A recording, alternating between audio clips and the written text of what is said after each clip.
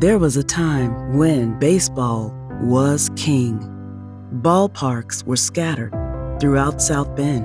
Men, women, children, neighbors, and factory workers gathered to play, to make memories, and to build community. In the 1920s, the Studebaker Industrial Baseball League was at the top of the South Bend sports page, and the Foundry Giants were often at the top of the standings.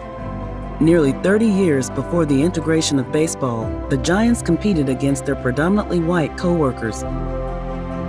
Today, this kind of community baseball is mostly gone. Hyper-competitive leagues at suburban complexes and costly private travel teams have made baseball a sport that is inaccessible for many of our youth.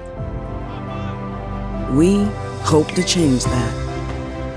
Nestled within Southeast Park sits an underused space where we hope to build Foundry Field, a high-quality, publicly accessible diamond. Foundry Field aims to reclaim our ties to baseball, revive our urban communities, and restore the legacy of the Foundry Giants.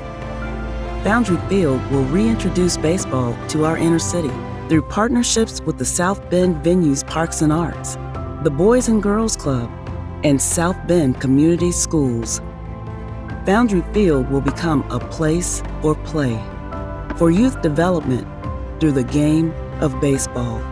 It will also become a place for story, rediscovering the Foundry Giants as well as other nearly forgotten histories like Uncle Bill's softball team, a Potawatomi baseball team, and how Charles Thomas inspired the integration of professional baseball here in South Bend.